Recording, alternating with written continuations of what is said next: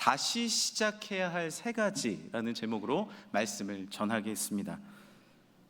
여러분도 잘 아는 톨스토이라는 작가를 아시죠? 이 작가는요, 인생의 전반기를 참으로 어려움 가운데 살았습니다. 자신의 부모님이 다 돌아가셔서 친척들의 손에 커야 했고요.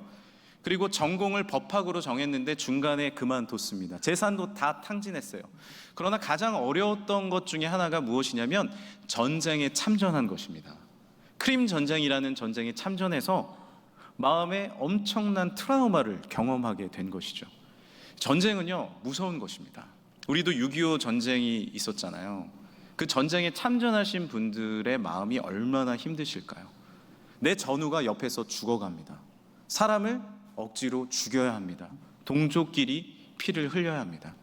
얼마나 마음에 아픔이 있었을까요? 그 전쟁의 참혹한 현장 가운데서 일어나지 못하는 민족들도 참 많습니다.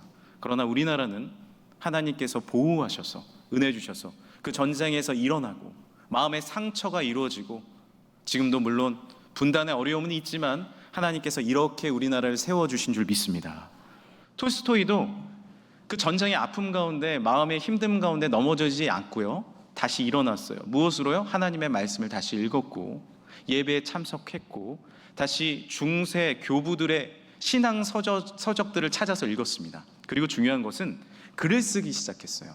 여러분들도 우리가 힘들고 어려울 때요, 심리학을 보면요, 실제로 낙서만 해도 마음이 풀린다고 합니다. 낙서 습관적으로 하시는 분들 있죠? 괜찮아요, 하세요. 우리가 어렸을 땐 낙서 참 많이 하잖아요. 그림도 그리고 글도 쓰고 일기도 쓰고. 그런데 성장하고 성인이 되면 더 이상 낙서하지 않습니다. 글을 쓰지 않아요.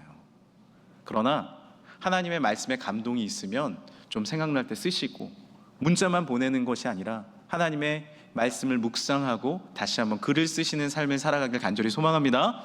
톨스토이도 글을 쓴 거예요. 어떤 글을 썼는지 아십니까? 고백록.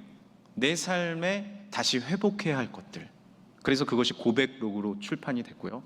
전쟁과 평화, 전쟁의 아픔을 통해서 어떻게 평화를 얻을 것인지, 부활, 나의 삶에 아픔과 어려움 가운데 고난 가운데 넘어져 있는 것이 아니라 내 삶이 예수님으로 부활했습니다. 할렐루야! 그것을 써내려간 거예요. 그것이 자기에게만 읽는 것이 아니라 많은 사람들에게 읽혀진 놀라운 작품들이 되었습니다. 지금 또 수많은 사람들이 톨스토이의 책을 읽고 새로운 변화를 경험하게 되죠. 다윗도요, 엄청난 인생의 롤러코스터를 탄 사람입니다. 전반기에 얼마나 어려웠습니까? 오늘 말씀 1절입니다. 함께 한번 읽어볼까요? 시작! 여호와께서 다윗을 모든 원수의 손과 사울의 손에서 구원하신 그날에 다윗이 이 노래의 말씀으로 여호와께 아뢰어. 인생의 전반전을 마치고 하프타임에 이르러서 자신의 삶을 소회하는 거예요. 돌아보는 거예요. 어떤 아픔이 있었다고요? 사울이 자신을 죽이려고 했습니다. 원수가 사울이에요. 그런데 정말로 마음 아픈 건 장인어른이잖아요. 가족들에게 버림을 받았습니다. 이보다 아픈 상처가 있겠어요? 제일 믿었던 동료들에게 배신을 당했습니다. 이보다 큰 아픔이 있어요? 그리고 다윗은 광야에 머물러야 했습니다. 쫓기는 도망자 신세가 되었어요. 광야라는 찬양 아십니까?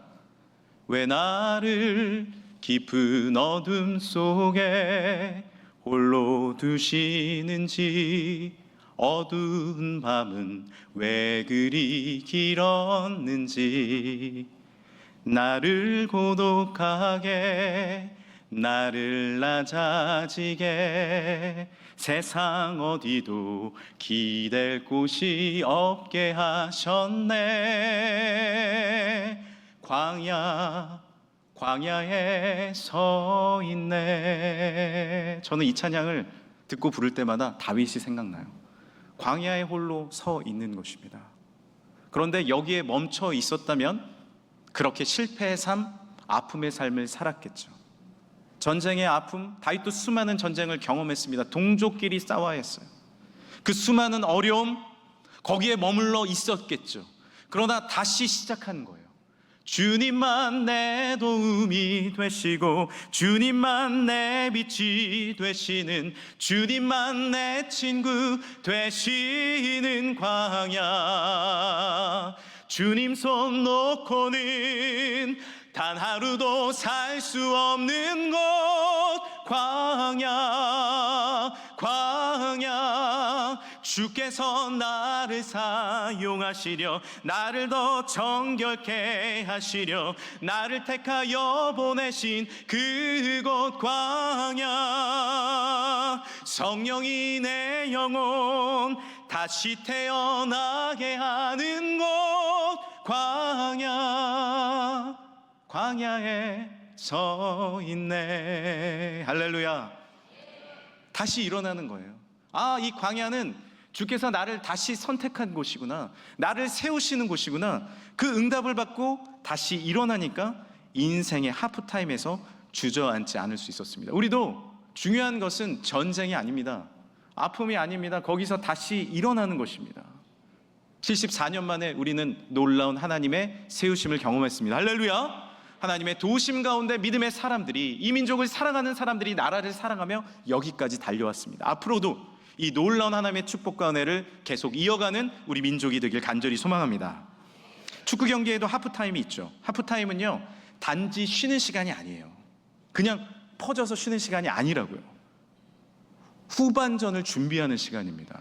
2022년 카타르 월드컵 때도 손흥민 선수가 하프타임에 선수들을 모았어요. 할 수 있다고, 일어나자고, 포르투갈전에서 무조건 이겨야 된다고, 지금 비기고 있는데 후반전에 뛰자고, 한 골 넣자고. 그래서 한 골 넣어서 16강에 진출하지 않았습니까?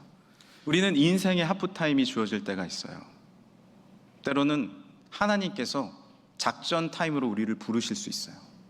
때로는 인생의 고난으로, 훈련으로, 또한 중요한 시간으로, 예배로 우리를 부르십니다.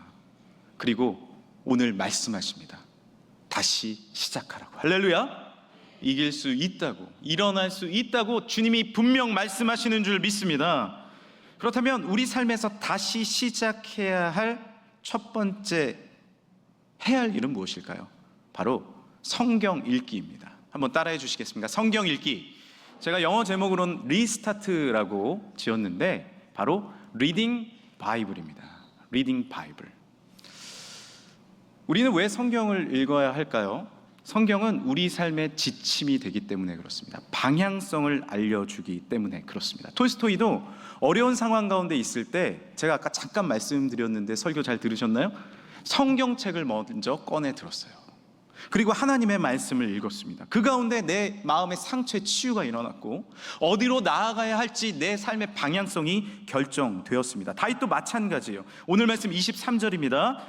그의 모든 법도를 내 앞에 두고 그의 규례를 버리지 아니하였음이로다. 다윗은 전반기를 회상해 보니 내가 잘한 것이 한 가지 있었어요. 그것이 무엇이었냐면 하나님의 말씀, 하나님의 규례, 하나님의 법도를 떠나지 아니한 것입니다. 힘들 때도, 어려울 때도, 광야에 있을 때도, 그리고 내가 목동이었을 때도, 내가 쫓길 때도 버리지 않은 것이 있었어요. 그것은 무엇이었습니까? 하나님의 말씀이었어요. 나의 삶이 깜깜하십니까? 어디로 가야 할지 모르겠습니까? 주의 말씀을 기억하십시오. 시편 119편 105절입니다. 함께 한번 읽어보겠습니다. 시작. 주의 말씀은 내 발의 등이요 내 길의 빛이니이다. 주의 말씀은 내 발의 등이 됩니다. 빛이 됩니다. 어두움 가운데 계십니까? 전반기를 어두움 가운데 보내셨어. 인생의 전반전을 어두움 가운데, 아픔 가운데 보내셨습니까? 불을 켜십시오. 할렐루야. 불을 켜십시오. 말씀의 불을 켜셔야 합니다. 우리 삶의 최고의 지침서는 무엇입니까? 최고의 지혜서는 무엇입니까? 가장 중요한 필독서는 무엇입니까? 하나님의 말씀인 줄 믿습니다. 이 성경책이에요. 부흥의 때입니다. 이 부흥의 때가 시작됐어요. 여러분 믿으십니까? 부흥의 때가 시작됐어요. 우리 금천교회, 이 청주 일대의 이 민족의 제2의 부흥이 일어날 줄 믿습니다. 끝났다고 생각합니까? 아닙니다. 하나님께서 이 말씀의 부흥, 은혜의 부흥, 전도의 부흥, 축복의 부흥의 때 여러분이 이 열자에 탑승하시길 간절히 소망합니다. 그러기 위해서는 불을 켜야 돼요. 말씀의 빛을 비춰야 한다고요.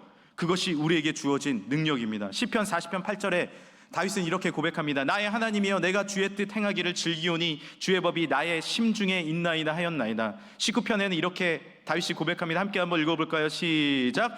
여호와의 율법은 완전하여 영혼을 소성시키며 여호와의 증거는 확실하여 우둔한 자를 지혜롭게 하며 여호와의 교훈은 정직하여 마음을 기쁘게 하고 여호와의 계명은 순결하여 눈을 밝게 하시도다. 할렐루야. 완전하고 확실하고 지혜롭고 정직하게 하고 기쁘시게 하고 순결한, 눈을 밝게 하는 하나님의 능력이 주어질 줄 믿습니다. 그것이 하나님의 놀라운 뜻과 영적인 은혜예요. 영적인 축복입니다. 두 번째로 우리가 다시 시작해야 할 것은 무엇일까요? 바로 특별한 감사입니다. 리스타트에서 스페셜 땡스예요. 특별한 감사. 다윗은 특별한 어려움 가운데 살던 사람이에요. 광야에 있었죠. 배신당했죠. 오해가 있죠. 정말로 어떻게 그렇게 특별한 어려움이 많나요? 그런데 특별한 어려움 가운데 머물러 있지 않았어요. 그는 특별한 감사를 올려드릴 줄 아는 사람이었어요. 오늘 말씀 49절입니다. 나를 원수들에게서 이끌어내시며 나를 대적하는 자 위에서 나를 높이시고 나를 강포한 자에게서 건지시는도다. 같이 한번 읽어보겠습니다. 시작. 이러므로 여호와여, 내가 모든 민족 중에서 주께 감사하며 주의 이름을 찬양하리이다. 할렐루야. 물론 다윗은 이때는 사울이 그리고 자신의 원수가 이제 정리되고 또한 다시 이스라엘로 돌아오던 때입니다. 그러나 다윗은요, 삶의 순간순간마다 하나님 앞에 특별한 감사를 놓치지 않았어요. 어려운 순간에도, 광야에 있을 때도, 쫓길 때도, 아픔 가운데도 언제나 특별한 아픔을 내려놓고 특별한 감사를 올려드릴 수 있는 사람이었습니다. 그 특별한 감사는 무엇이었을까요? 상황이었나요? 나의 여건이었나요? 나의 재물이었나요? 나의 사람들이었나요? 아니에요. 아니라고요. 존재였습니다. 어떤 존재? 내가 하나님의 아들이라는 존재였어요. 제가 절대 감사라는 책을 읽었거든요. 그 책에 이렇게 기록되어 있습니다. 하나님께 감사하는 것은 상황 때문이 아니다. 하나님께 감사하는 것은 나의 조건 때문이 아니다. 내가 하나님의 자녀라는 그 존재로 감사하는 것이다. 그것이 절대 감사이다. 나의 삶에 절대 감사가 있잖아요. 상황에 치우치지 않습니다. 여건에 흔들리는 게 아니에요. 다윗은 꿋꿋하게 주님의 반석 위에 두 발을 딛고 나의 존재로 감사했어요. 힘들 때도 감사했습니다. 그것이 특별한 감사예요. 그리고 나중에 왕이 됐을 때도 다윗은 시편 145편에 이렇게 고백하거든요. 왕이신 나의 하나님, 내가 주를 높이고 영원히 주의 이름을 송축하리이다. 할렐루야. 내가 왕이에요. 근데 나는 왕이 아니라는 거예요. 나의 존재는 뭐예요? 그저 하나님의 아들이에요. 왕의 자녀일 뿐입니다. 우리는 내가 아무리 높아져도 겸손할 수 있어요. 왜요? 나의 존재는 왕이 아니기 때문에 그래요. 사장님이십니까? 아니에요. 우리 기업의 사장은 오직 사장님은 여호와 하나님이신 줄 믿습니다. 우리 집의 가장이십니까? 아니에요. 나의 삶의 주인, 우리 가정의 주인은 오직 예수 그리스도인 줄 믿습니다. 나는 왕의 자녀일 뿐이에요. 그 존재의 감사가 여전히 있을 때, 힘들 때도, 잘 될 때도 흔들리지 아니하며 언제나 감사할 수 있게 되는 것이죠. 저는 요즘 새신자분들 신방을 하고 있는데요, 새신자분들을 만나면 제가 참 은혜를 많이 받습니다. 한 성도님이 이런 얘기를 하시더라고요. 저는 돌고 돌아서 여기까지 왔습니다. 돌고 돌다니요? 어떻게 도셨는데요? 조상님도 섬겼고, 대순도 갔었고, 여기도 갔었고, 저기도 갔었대요. 그런데 이제 제대로 왔대요. 왜냐? 이 세상을 창조하신 나의 아버지 창조주께 나왔어요. 여기가 진짜예요. 제가 돌고 돌아왔는데 목사님 돌아보셨어요? 아니, 그 정도 돌지 못했는데요. 돌아보세요. 여기가 진짜 아버지예요. 나를 위해 죽으신 구주 예수 그리스도가 나의 구주십니다 라고 고백하는데 제 마음이 얼마나 뜨겁든지요. 얼마나 뜨겁든지요. 인생의 전반전 돌고 도셨습니까? 뭔가를 찾으셨나요? 아니에요. 오늘 이 아침에 특별한 감사를 올려드리십시오. 나의 구주시며 나의 아버지 되신 하나님이, 창조주 하나님이 나의 아빠입니다. 할렐루야. 나의 아빠, 아버지가 되십니다. 그 존재를 내가 확인할 때, 마치 왕자와 거지에서 에드워드 왕자가 이제 왕자와 거지를 바꿔서 거지로 살다 다시 돌아와서 왕위를 되찾은 것처럼. 무엇으로 감사하는 거예요? 좋은 의복이요? 좋은 음식이 아니에요. 내가 왕위를 되찾은 것, 내가 아버지의 아들이 된 것 그 자체가 감사하고 그 자체가 기쁨이 될 때 진정한 행복의 삶을 산 줄 믿습니다. 그것입니다. 다시 한번 우리의 특별한 감사를 회복하는 우리의 삶이 되기를 간절히 소망합니다. 이제 마지막으로 우리가 다시 시작해야 할 것이 있습니다. 그것은 무엇이냐면 바로 예배의 삶입니다. 따라해 주시겠어요? 예배의 삶. 리스타트에서 아트예요. 아트. 워십이에요. 한 노년의 목사님께서 저에게 이런 말씀을 해주신 적이 있어요. 신목사, 진짜 예술이 뭔지 아는가?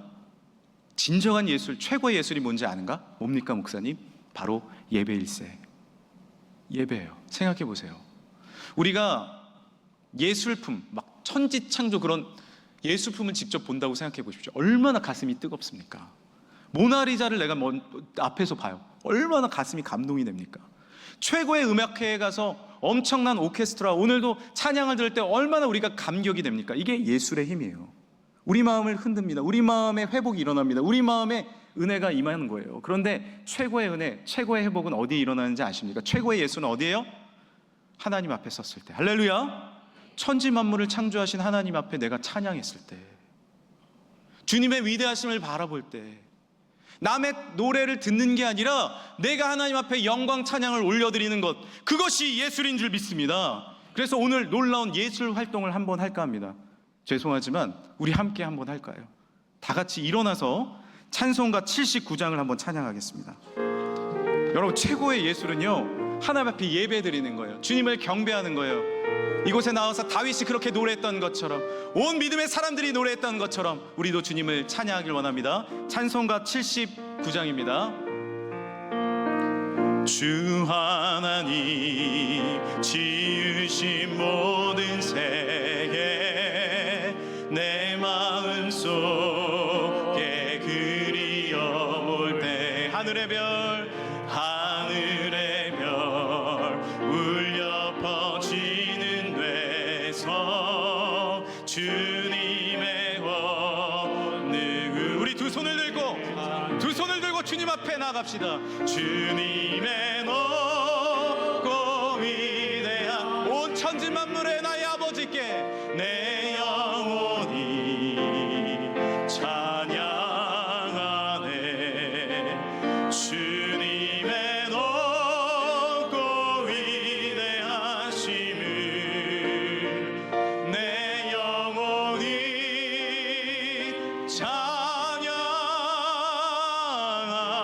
찬양하네. 여러분이 많이 들어보셨던 예화를 하나 들려드리겠습니다. 아마 한 번쯤은 들어보셨을 수 있어요. 한 가난한 소년이 길거리에 서서 바이올린을 킵니다. 잘 키질 못해요. 삑삑거립니다.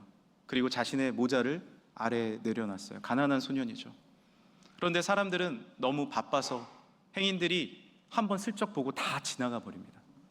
그런데 한 외국인 신사 한 분이 그 바이올린을 잠깐 빌려달라는 거예요. 그리고 낡은 바이올린을 아름답게 연주하기 시작합니다. 놀라운 선율이 연주되고 아름다운 예술이 울려 퍼지기 시작했어요. 주님을 찬양하는 노래들을 연주하기 시작했죠. 수많은 사람들이 거기에 멈춰서 행인이 아닌 군중이 되었습니다. 그리고 그 연주가 끝나고 그 모자에 많은 동전과 지폐를 넣었어요. 그리고 박수칩니다. 한 사람이 외칩니다. 혹시 저 사람 파니기니 아니야? 파니기기는요, 당시에 가장 놀라운 바이올리니스트였어요. 이 파가니니를 만남을 통하여서 사람들이 감격한 거죠. 우리의 삶에 바이올린이 낡고 오래됐을 수 있어요. 아름다운 선율이 안 나는 바이올린일 수 있어요. 그러나 주님의 손에 들려질 때, 하나님의 손에 들려질 때 최고의 연주가 인생의 후반전에 울려 퍼질 줄 믿습니다. 우리는 인생의 하프타임에 여기 모여 있습니다. 그리고 2024년에 하프타임에 여기 하나님 앞에 예배합니다. 최고의 예술, 예배드리는 이 상황 가운데 우리가 주님 앞에 잡힌 바 될 줄 믿습니다. 예배는 무엇이에요? 주님의 손에 잡힌 거예요. 성령의 은혜 가운데 우리가 사로잡힌 겁니다. 그리고 성령님이 우리에게 말씀하세요. 너 일어날 수 있어. 다시 뛰자. 다시 일어나. 너 골 넣을 수 있어. 일어날 수 있어. 나와 함께 하자. 그 존재만으로 역사하신 하나님의 은혜와 축복이 우리 삶 가운데 임할 줄 믿습니다. 최고의 예술 예배로 나아가십시오. 제가 에티오피아에 가봤는데 거기에 6.25 참전 용사들을 만날 수 있었어요. 에티오피아도 16개국 중에 참전 용사로 오셨었잖아요. 많은 분들이 이제 연세가 다 드셨습니다. 그런데 그분들이 제복을 입고 예배 드리러 오셨어요. 예배 드리러 오셨어요. 전쟁의 상처가 지금도 마음속에 있습니다. 그 트라우마가 있습니다. 그러나 주님 앞에 내려놓고 찬양하십니다. 그때 한국에 내가 가서 함께 참전할 수 있음이 기쁨이었고, 내가 그곳에 가서 하나님을 만날 수 있음이 감사였고, 고난의 작전 시간이었지만, 훈련의 하프타임이었지만 다시 주님 앞에 회복될 수 있음이 감사하면서 주님 앞에 영광 감사 올려드리며 함께 예배드리는 장면을 볼 수 있었습니다. 우리의 삶 다시 예배하시길 간절히 소망합니다. 다시 특별한 감사를 올려드리시길 간절히 소망합니다. 존재만으로 감사한 하나님 앞에 말씀의 빛을 놓치지 않으시길 간절히 소망합니다. 이제 한 이야기를 드리고 말씀을 정리하겠습니다. 제가 서울에 있을 때는 농구를 종종 했습니다. 그 교역자끼리 모여서 교역자 동호회를 가지고 농구를 했는데, 뭐 저희들끼리 하니까 나이들도 다 많고 재미있게 했죠. 그런데 어느 날 부산의 교역자 팀과 저희 팀이 이제 친선 경기를 하게 됐어요. 저희가 부산까지 내려가서 원정 경기를 하게 됐습니다. 그런데 갔다가 얼마나 깜짝 놀랐는지요. 교역자 맞다는 생각이 들 정도로 180, 190이 서 있는 거예요. 막 부딪히고, 저희 목사님은 한 분은 갈비뼈가 나갔어요. 하다가 얼마나 격하게 경기를 하는지 와, 못하겠더라고요. 당연히 안 되죠. 저희가 전반전이 끝나고 저희가 모였어요. 저희 감독님 목사님께서 이렇게 이야기하십니다. 괜찮아요. 얼어붙지 마세요. 하던 대로 해요. 힘 빼고 하던 대로 해. 신 목사님, 네? 슛 쏴! 왜 수비만 해? 던져! 제가요? 저는 그 중에 잘 못하는 선수거든요. 알겠습니다. 즐기기 시작했어요. 얼어붙은 발을 움직이기 시작했습니다. 우리가 하던 대로 패스했어요. 슛 던졌어요. 들어갑니다. 함께 즐거워해요. 그래요. 이 경기는 하나님이 함께 하시는 친선전인데요. 기쁨의 경기인데요. 전쟁과 같더라도 주님이 우리 가운데 기쁨 주시는데요. 제가 이 이야기를 왜 하겠습니까? 이겼을까요? 졌을까요? 이겼으니까 드리는 말씀이에요. 저희가 역전승을 했습니다. 한 점차로. 여러분, 얼어붙을 수 있습니다. 발이 움직여지지 않을 수도 있어요. 그러나 주님이 작전 타임 부르시는 거예요. 일로 와봐. 예배 가운데 나와. 너는 나의 자녀야. 너는 나의 사랑하는 내 딸이야. 내 아들이야. 슛 던져. 뛰어가. 얼어붙지 마. 내가 너와 함께함이라. 할렐루야. 두려워 말라. 내가 너와 함께함이라. 놀라지 말라. 나는 내 하나님이 됨이라. 내가 너를 굳세게 하리라. 참으로 너를 도와주리라. 참으로 나의 오른손으로 너를 붙들리라. 하나님의 놀라운 음성을 듣고 다시 말씀으로, 특별한 감사로, 그리고 아름다운 예술 예배로 일어나는 모든 성도들에게 놀라운 인생의 후반전 역전승의 삶이 주어질 줄 믿습니다.